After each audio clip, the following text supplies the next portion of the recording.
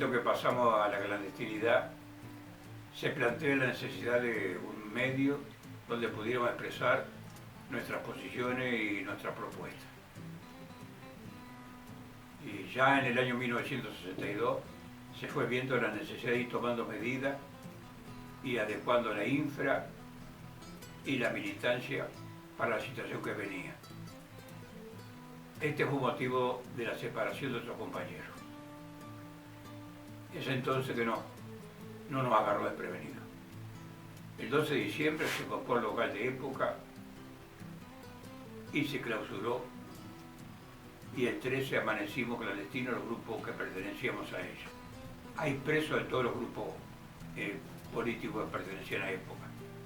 Nuestro delegado en ese momento era Gerardo Gatti. De inmediato se empieza la campaña por los presos. La anécdota del perro del frente de la jefatura vale la pena mencionarla, porque inmediatamente que se comienza la campaña vamos a la jefatura enfrente mismo, 4 días después, y ahí el perro Pérez le grita, le empieza a gritar al comisario, se llena la cuadra de jefatura. Milicos asesinos, milicos torturadores, y ahí sale López Pacharotti y otro comisario, y echar mano al cinto y todo, ¿no? Estaba lleno de milicos de unos bordes, pero de frente a la jefatura, en la propia.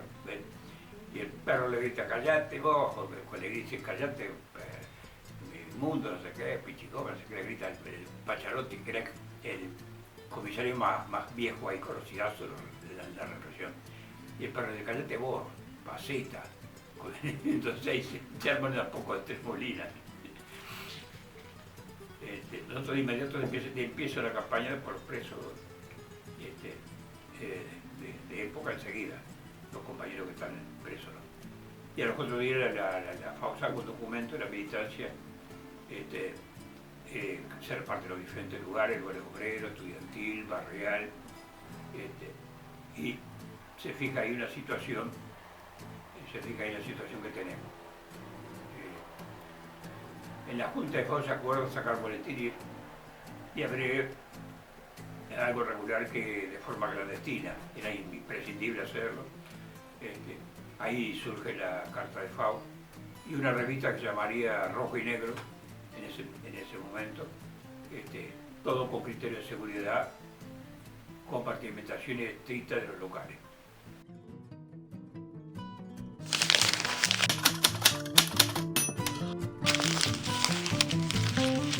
La importancia de la seguridad para actividades en una intensidad como esta se venía discutiendo un tiempo atrás. Había ya una infra básica segura. También desde 1967 se venían viendo la necesidad de lanzar una ROE. La tendencia de 66 ya había dado otro fruto. Varios sindicatos, algunos de ellos importantes. Esto fue generando actividad conjunta con organizaciones estudiantiles y barriales. Tenemos entonces que ya existía en los hechos organización de actividades en el medio obrero y estudiantil. Nos parecía imprescindible potenciarla. Creíamos que al mismo tiempo eso potenciaría mucho el ambiente militante libertario. Se postergó su lanzamiento hasta estar seguro de contar con los medios necesarios para darle la continuidad imprescindible. Después de la expropiación del Banco de la Teja, el de arriba los que luchan, se largó esta actividad con el nombre Resistencia Obrera Estudiantil. La expropiación de este banco fue el 11 de marzo de 1968. Se llamó el Banco Arriba los que luchan, se conoció así porque en ese momento dentro de las partes que componía el operativo estaba un momento de transbordo que se hizo atrás de la Aurora, la Textil, y con una camioneta donde los compañeros dejaban todo. En ese momento venía Pocho y el Santa con la bolsa al hombro, eran 2 bolsones de marinero grandes así, ¿no? Porque la plata valía poco. Y era que se había roto el auto y nosotros creíamos con el compañero que era Anselmo, el que estaba ahí, que pasaba algo. Y enderezamos derecho a ellos para recogerlo. y no, pasaba únicamente que se iba al otro lado. Entonces el compañero va un poco nervioso, pero entusiasta cuando ve la cantidad que lleva, y casi choca una vez. Y en vez de puntear o algo por el estilo, grita, ¡arriba los que luchan! Entonces, es una cosa curiosa, y lo pasó otra vez antes de llegar al destino donde iba el dinero, que había un retiro, un lugar, una casa que estaba ya destinada a eso. Y ahí vuelve a gritar otra vez, ¡arriba los que luchan! Y yo el otro día les cuento la anécdota a los compañeros, y digan, todo fenómeno. Gerardo y eso esperaban mi botija en el 8 de octubre, de las amígdalas, tiene infección, y iban al café a tomar algo, y Mauricio siempre apuntaba todo lo que hacía, lo que se decía así que le interesaba. Y digo, el loco gritaba arriba lo que lucha, ¿no? Era Anselmo el Hugo Bolle, aquí va manejando la cámara. Y dice, ¿qué gritaba arriba los que luchan? Digo, gritaba casi chocó, todos metíamos eso fue todo. Y ahí quedó el banco arriba los que luchan.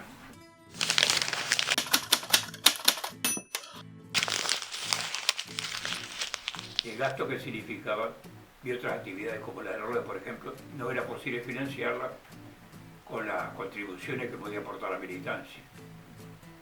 Menos aquel tiempo que andaba de mucha chicoría la cosa, ¿no? De lejos exigía mucho más finanzas para esos buenos y necesarios proyectos, no quedaron solamente en el papel. Desde el año 64 ya se planteó la necesidad de formar una comisión para actividades no legales, digamos, para llamar de alguna manera. Un equipo inicial que fuera estudiando la posibilidad de realizar expropiaciones. Esto exigió básicas cuestiones tales como tiros, seguridad, forma de recabar información, armas, etc.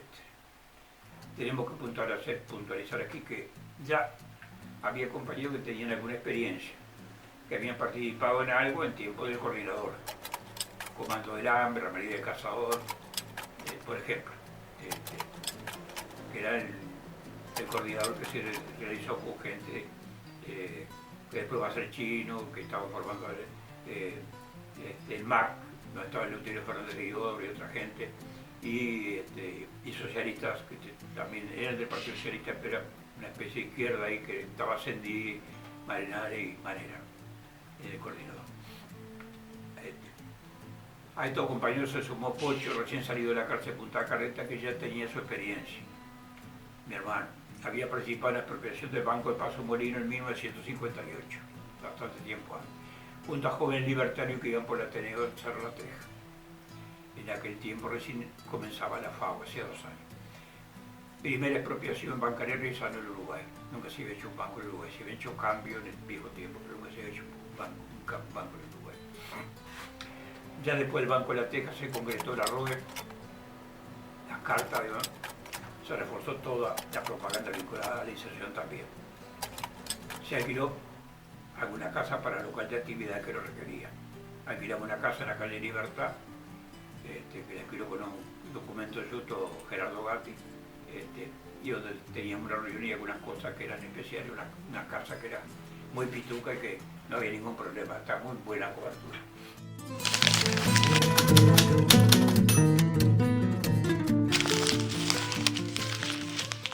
No hicimos de unos bibliógrafos nuevos. Se comenzó con un local directamente vinculado a la edición de las cartas. Después fueron 2 locales y hasta 3. Cubrían esta actividad que se iba desarrollando, que habilitaba aumentar el tiraje. El buen bibliógrafo era la herramienta fundamental. Llegaba el momento que lo que estaba en el uso era perfecto.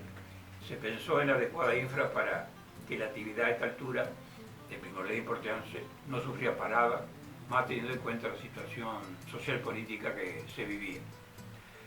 Fue así que se decidió que un equipo de chola, que así se llamaba en aquel tiempo la parte armada, realizara una expropiación de bibliógrafos para asegurar plenamente la actividad. Obviamente también se usarían para otras publicaciones que tenían la organización, e incluso para volantes de actividades públicas ilegales y las que se realizaban por parte de los grupos de solidaridad obrera. Los grupos de solidaridad obrera hacían los Batúa, en una noche hicieron 20 explosivos, 20 casos con explosivos o por el estilo, grupos de solidaridad obrera. Tienen bastante actividad. El operativo se hizo a una firma grande de los mimeógrafos que tenían este tipo de máquinas, incluso en su versión más moderna, eléctrico por supuesto. La firma era Orbis.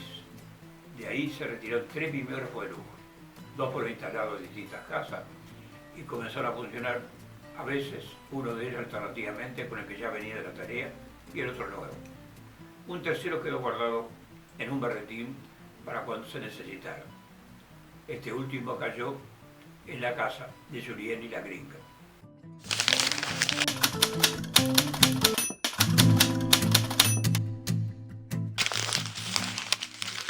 Tanto la confesión de las cartas como todo lo que ella implicaba era una actividad encarada como clandestina. Su distribución podría decirse que era semi-legal.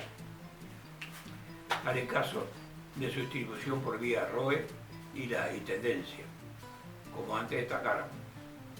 En el documento general sobre seguridad que había publicado internamente la organización un tiempo antes, ya se realizaba recomendación y criterio para lo relacionado con funcionamiento de locales.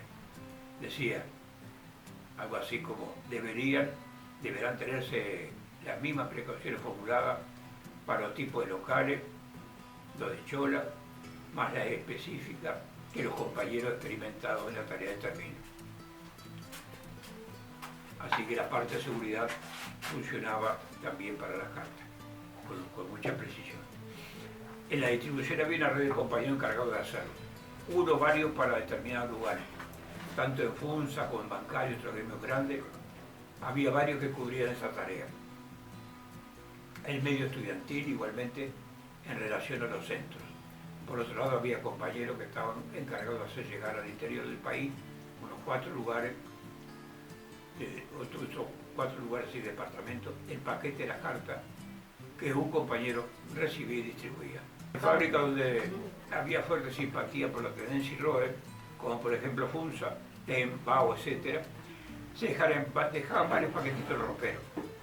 Y ahí, en hora de descanso, por ejemplo, o cuando se retiraba del trabajo, muchos obreros retiraban un ejemplar y si tenían algún conocido que le interesaba, retiraban alguna más.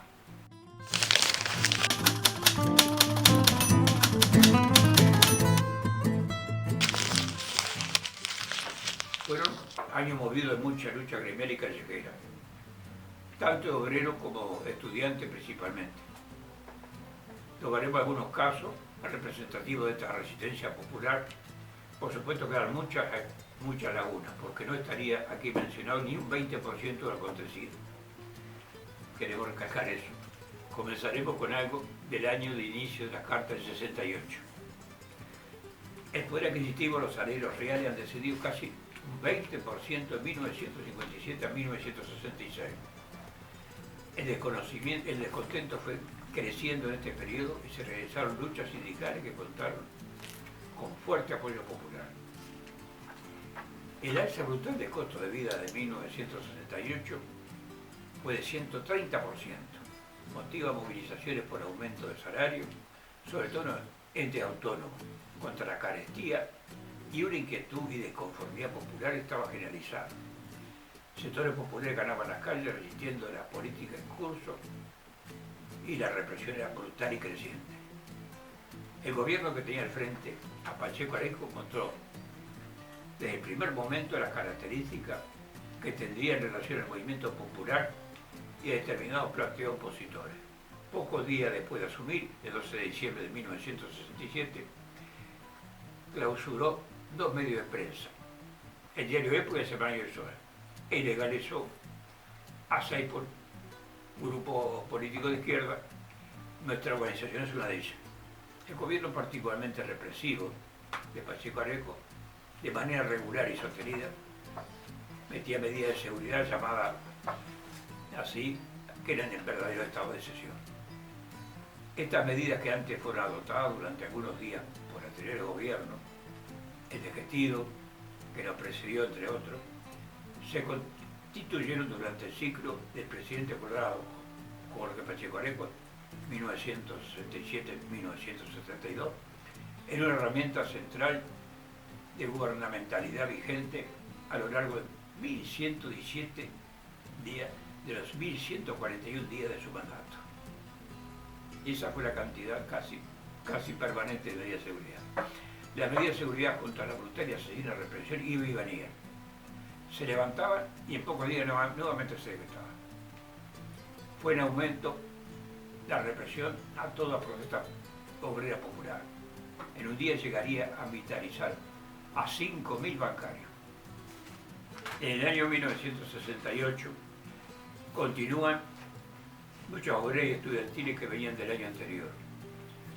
Desde el comienzo se continúa y se profundiza esas luchas sociales, rechazando y enfrentando la política descaradamente antipueblo que el nuevo gobierno aplica claramente. Sobresalen los paros y huelgas y manifestaciones obreras y expresiones estudiantiles que afirman reclamos y que solidarizan con peleas obreras del momento. Los reformistas, siempre que juegan sus cartas a negociaciones, que hacen concesiones de importancia y sectores de la tendencia combativa que plantean que deben enfrentar esta situación con un plan claro que defienda los intereses obreros y populares, que para ello debe tomarse medidas de lucha correspondientes.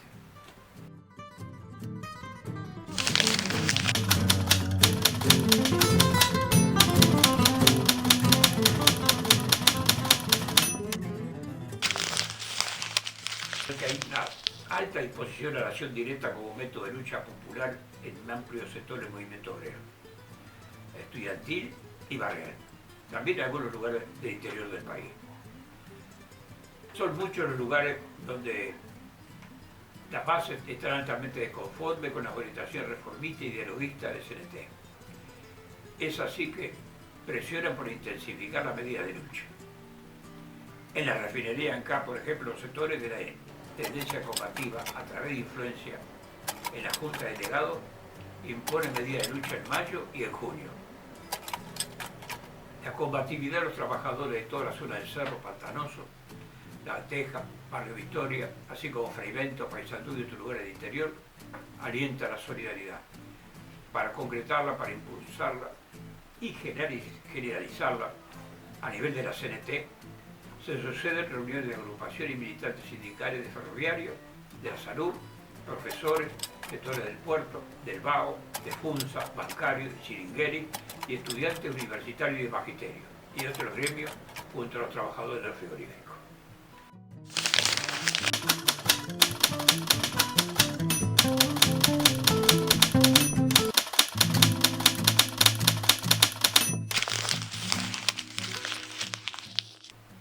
Podemos decir que hay barricadas en el Cerro nuevamente y La Teja, enfrentamientos a pedradas y a tiros con la policía, se dan vueltas vehículos se cortan calles, se expropian víveres, en Manzanares fundamentalmente, varias veces, se señala y castiga a los culpables. Los funcionarios de OSO se niegan a cortar el agua a los huelguistas. Los de acá no proporcionan combustible a los frigoríficos. En AFE, los obreros se niegan a transportar ganado.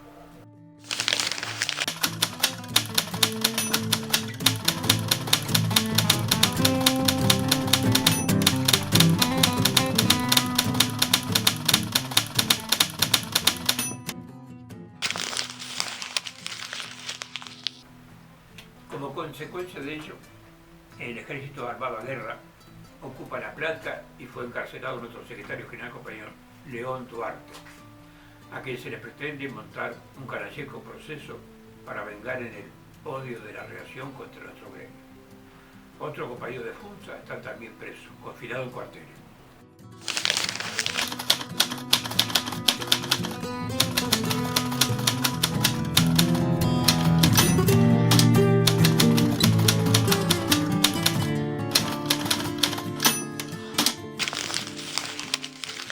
En todo este periodo siguió funcionando la tendencia combativa que había sido fundada en 1966.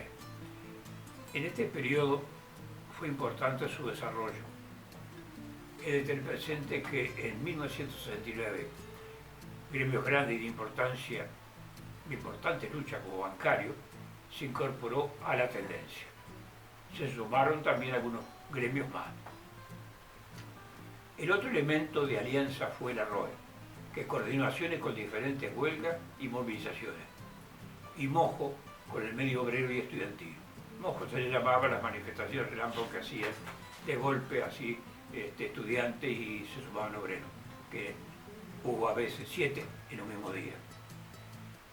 En todas las luchas enumeradas y muchas otras está presente y a la vista la disposición e importancia de esta labor coordinada. Claro que en un marco de resistencia y de enfrentamiento al dialoguismo de la dirección de la CNT. La carta de los 6 sindicatos a la dirección de la CNT es una muestra de ello. En ese marco, en julio, 8 agrupaciones estudiantiles de la tendencia hacían público su manifiesto de la militancia federal. Dicen: debemos profundizar la lucha bajo las nuevas condiciones de dictadura. Solo así nos preparamos efectivamente para la nueva escalada de la represión, sean estas con golpe o sin golpe. Fueron en gran medida los hechos, las luchas conjuntas, las que generaron fuerte alianza tanto en el medio obrero como estudiantil.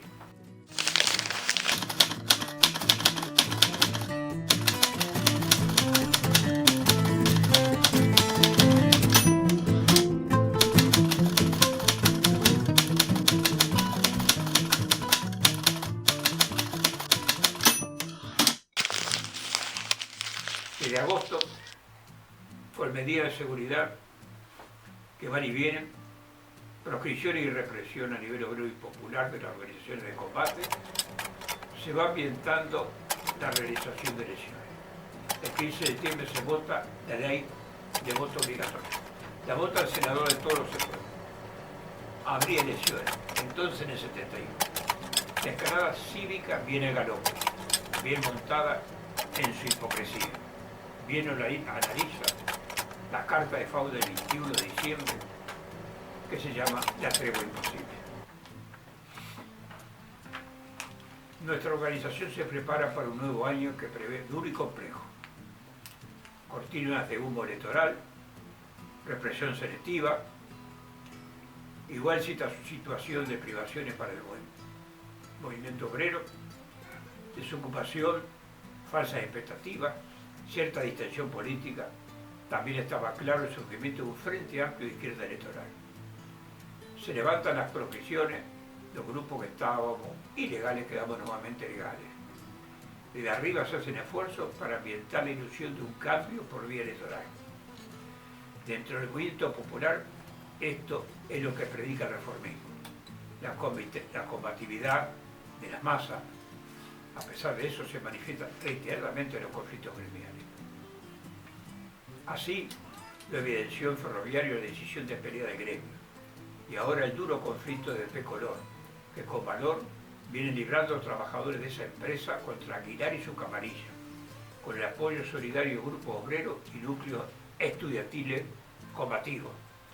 Por este mismo camino hay que seguir andando y dar cuartel al enemigo, sin entrar en el corral de ramas que presuntamente dan las aperturas electoralistas. Dice la organización: la única manera de preservar en cualquier circunstancia la continuidad de la tarea a nivel público consiste en aplicar creativamente a este nivel nuestro estilo de trabajo. Hay varias reuniones de fomento de la Secretaría de FAO en aquel momento para realizar ajuste ante este panorama político que se presenta para 1971. Se decidió finalmente la realización de una instancia, una especie de congreso, que se realizaría en mayo de 1971. Las cartas de FAO clandestinas dejarían en su lugar una nueva publicación. Se habló de sacar una revista rojo y negro, como la que salía en 1968, y un periódico para el medio obrero popular, pero la urgencia estaba para esta última publicación, para el periódico. Agrega la organización que una vez más se pretende así sembrar la confusión, generando falsas perspectivas para hacer creer que no es por la lucha, sino por el voto, que es a través de los canales legales, por vía electoral, que podrán concretarse las profundas transformaciones que el país necesita y el pueblo anhela. que el decreto del Poder Ejecutivo, por el cual a partir del 1 de enero de 1971 se devuelve la legalidad a las organizaciones políticas disueltas, se ubica en el marco de una presunta liberalización del régimen. Con ello se busca que estas organizaciones funcionen dentro de la estructura legal vigente y participen en las elecciones, intentando así hacerlas cómplices de la escalada cívica lanzada por la burguesía.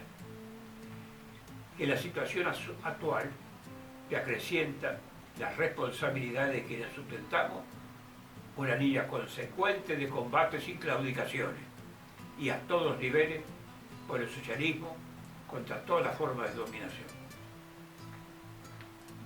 La peculiar coyuntura política que vivirá en 1971, la confusión que esto introducirá en amplios sectores, incluso de alguna manera próximo a nosotros, la responsabilidad que la gravitación ya adquirida por la organización genera. Todo esto impone la necesidad de que continuemos consolidando nuestros contactos, ampliándolos a llegar con nuestras posiciones políticas a circuitos cada vez más extensivos de opinión. De acuerdo a esta decisión, se editará poco tiempo más adelante el periódico Compañero. El periódico que llenaría este contenido, financiado y editado y dirigido desde la organización, no aparecerá como un órgano oficial, tanto por razones de la finalidad y el tono que el periódico debe tener, como por motivos de seguridad. La actividad resistente en lo popular continúa. La resistencia obrera triunfa en Ferroviario y hace retroceder las autoridades. Reafirma la organización. Los trabajadores ocupan BP y IBEA. Comienza huelga de hambre.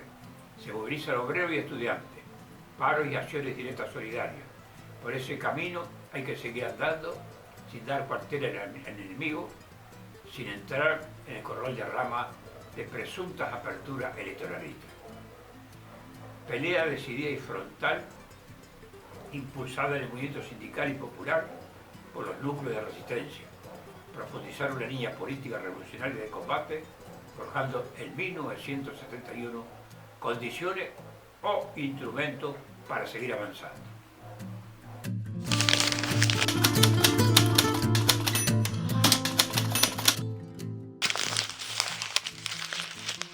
Violencia FEI era otro nivel de violencia que no era la OPR 33, que era más organizada y más vinculada estrictamente al aparato armado. La violencia FEI estaba más vinculada a las cuestiones urgentes y más inmediatas que tenían las luchas populares. En consecuencia se hacía algún tipo de violencia como castigo a los verdugos, a la gente, digamos, los patronales, y de repente a algunos políticos que se les colocaba algún artefacto, cosas por el estilo, y o se realizaba una quema de las puertas de las casas y cosas así. En algún momento, Violencia FEI, para graficarlo, realiza en una noche algo así como 10 o 12 actos de ese tipo relacionados con conflictos determinados, y a veces, algunas veces más.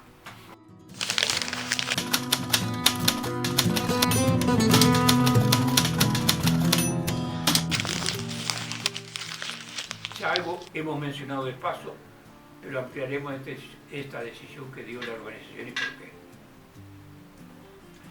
En un comunicado del Secretariado Nacional de FAO, donde plantea varios temas, reivindicación de la línea fundamental que se ha llevado adelante, el engaño que significan las elecciones y lo que puede esperarse, en el último párrafo dice: suspender la edición de las cartas de FAO que desde 1968 clandestinamente se han publicado de manera semanal hasta tanto la organización considere conveniente su reaparición. Se ha estimado que es fundamental en este momento que la militancia del área de masa, entre comillas, se evoque un periódico combativo. Igualmente, que sigan saliendo materiales de la organización donde se marque nuestra posición.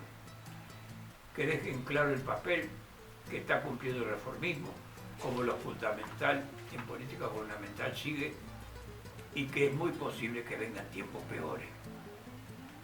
Las cartas que salieron clandestinas en todo este tiempo, en lo inmediato, se estima que deben ser suspendidas, pues su carácter legal le haría perder parte de su eficacia y sentido.